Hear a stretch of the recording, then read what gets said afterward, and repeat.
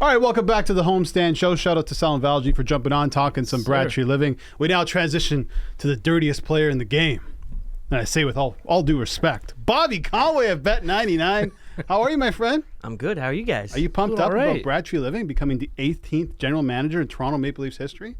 Not really. Why not? I mean, whatever. What did you think of the press conference? I thought it was good. I thought he did a good job. Yeah. He said the right things, made a joke about Giordano and being really old. 75 years old, yeah. He said the right things. He was really comfortable. We were talking about this earlier. Like, what's he really going to say? Yeah. Right? I mean, he didn't really give away too much. He's like, the priorities are this and that. I'm going to talk to the coach. And I mean, there's a lot to take on. It was a standard press conference. You're not going to answer the world. You're not going to answer the hard pressing questions in your first presser, right? No. Yeah, he's not going to be like, well, the first order of business is to trade Auston Matthews and Mitch Marner and let's rebuild. Like, no, it's not going to happen. Said that. Well, he did mention his priorities, and we can play that clip right now. He talked about who's at the top of the list and what he's going to do moving forward.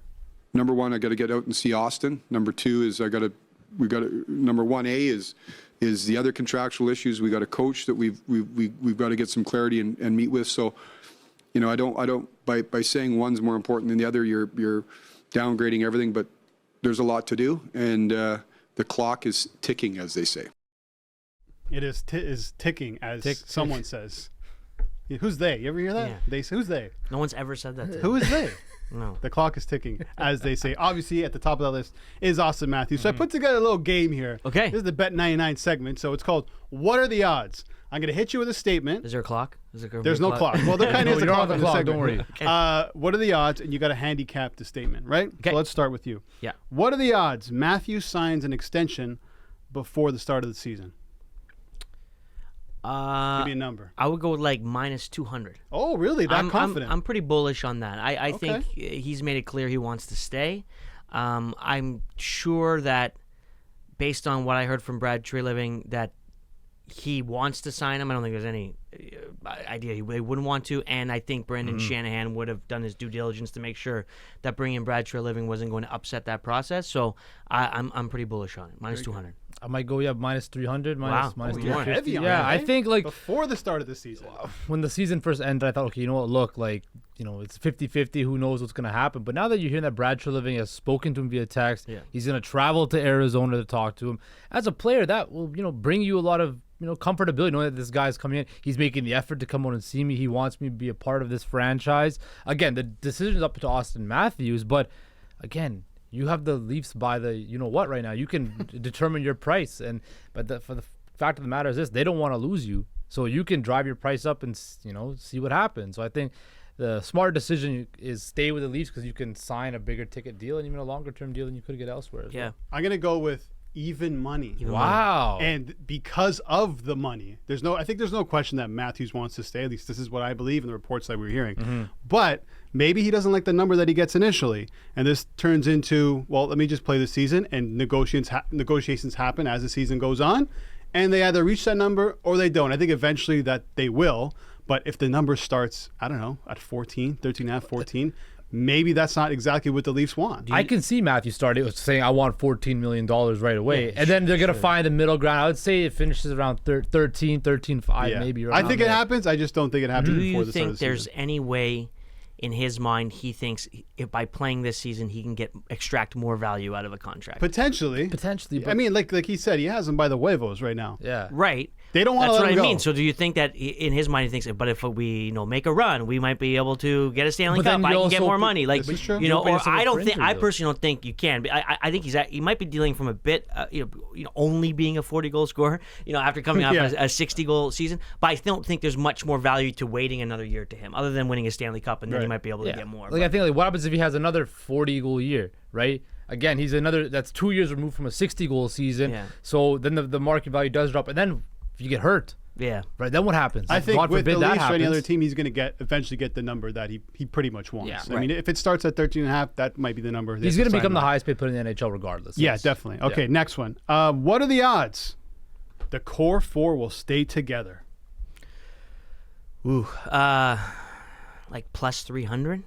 Okay. Someone's got to go. I think if you're Brad Treliving and you come in there and the only thing that you might see is that it doesn't happen right away in the offseason, before, at the draft or whatever.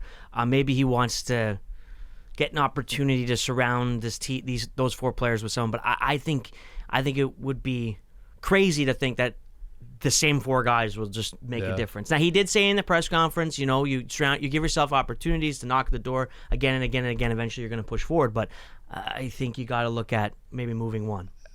It should be a massive favorite that somebody does move, but I think right now it's a pick 'em because I think everything we've heard, Brendan Shannon wants to run it back with the core 4. Yeah. They want these big 4 guys still there, and we'll see what Brad Treliving does, right? But I think right now at this particular juncture, it's gonna be a pick 'em because I just don't see.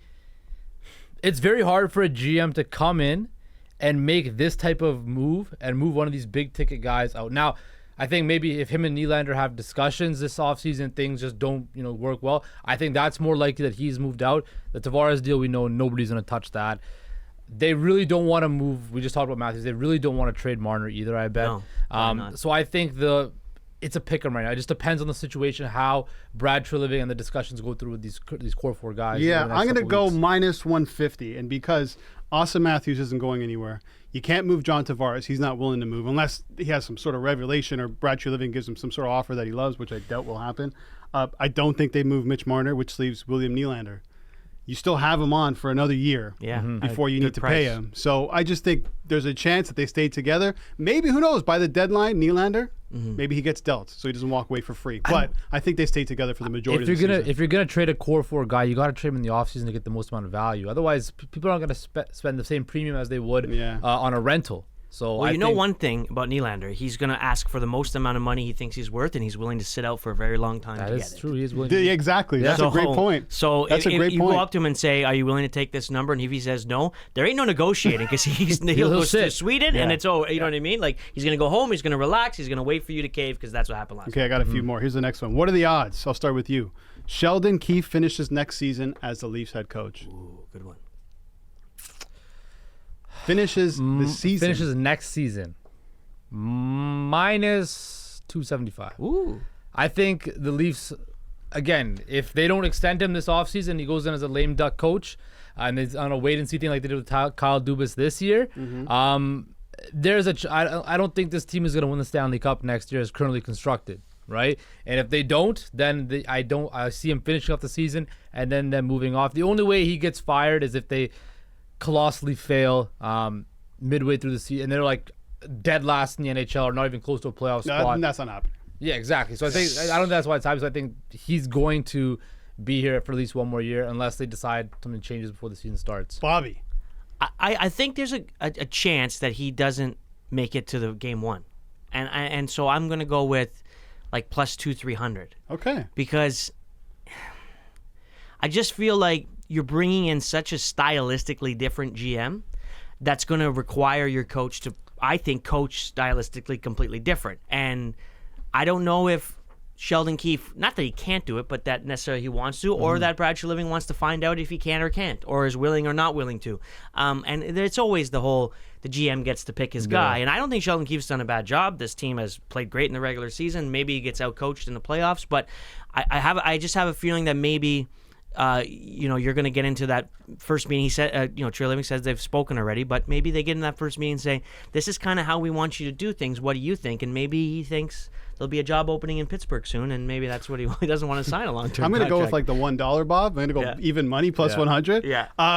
Shanahan likes him, and based on what Treliving said, he goes, listen, outside lens of Sheldon, really good coach. Yeah. I have to work with him is. to really get to know him. And he knows this. And if this core 4 going to stay together, maybe even 3 of them, you maybe want the guy who's close to them and who's been incrementally getting better with this core 4. Yeah. With that said, I just don't think that if they go ahead with Keefe at the start of the season, they're going to fire him by November, October, the deadline, because that's going to set the team back. And the other thing is this. I think this year could potentially be just a year where Brad Treliving assesses everything in the organization, right? Because he came in so late. Like a throwaway year? Not a throwaway year per se, but they may just run it back. Kind of like, okay, I'm new in charge. I want to see what everybody is on a game-to-game basis, get a real, true understanding of this organization, and then I can cut ties with the coach, right? I can cut ties with certain players, right? Now, again, contractually with certain players, you would have to, make a move on it this year. But with that being said, I could see something like that transpiring where Brad Treliving is like, look, I just got here. I really want to sink my teeth into what this organization is all about properly, and then make a rational decision rather than a rash decision that could set the franchise backwards. Treliving said, it's hard to win. You can't win until you check, which makes you believe there's going to be some moves. And some available coaches out there, Gerard Gallant, Peter Laviolette, Bruce Boudreau, Daryl Sutter, Claude Julien. Bruce, there it is. Is that an upgrade on Sheldon Keefe? I'm not sure. Okay, one more to wrap up this block here, Bobby. What are the odds the Maple Leafs win the Stanley Cup? Look at that. Look at that behind you, buddy. I could probably... No, your odds, not Bet 99's odds. Yeah. Your odds. My odds for them to look, they're going to go into the regular season as a top 5 team, and usually those odds are in and around plus 1,000. And I think 10-1 that they probably do. Like, they're making the playoffs. That's already done. That's first steps there. They're going to run in. Yeah, they're going to run into Tampa Bay in first round. Tampa Bay or Boston or Florida or whoever, and it's going to be tough. But it's hard not to think, like, if would I take a bet, at 25-1? No, but that's probably more comfortably where I would be, plus 2,500. But they'll be plus 1,000. I think I'll look right now as you go on, Justin. I'd say around by a plus 20-1, 22-1 around there. Look. Like you mentioned, this Atlantic Division, it's going to be a gauntlet once again. Of course. Right? Yeah. It's going to be an onslaught. You have the Florida Panthers, you have the Tampa Bay Lightning, the Boston Bruins, Ottawa Senators will be better, Montreal surely will be better eventually. Buffalo has proven they're getting better. Detroit, like, this division is getting a lot better, right? The Eastern Conference was, a hellhole to get into the playoffs this year, right? So I think they're not going to win the Stanley Cup. But, plus 20-1, why not? I'm going to go minus 500. No, I'm just joking. I'm going to probably go, I think plus 25, 30-1. Yeah, that's the real like number, but it's not going to be that number because they're going to be a top 5 team. They're not going to win the Stanley Cup. 10 seconds ago, we couldn't get your best plays of the night, but that's okay. Another time. Well, love you, buddy. They're usually not the best players. All right, anyway, Bobby Conway will be back after the break talking some basketball with Coach Nick. Stay tuned for that.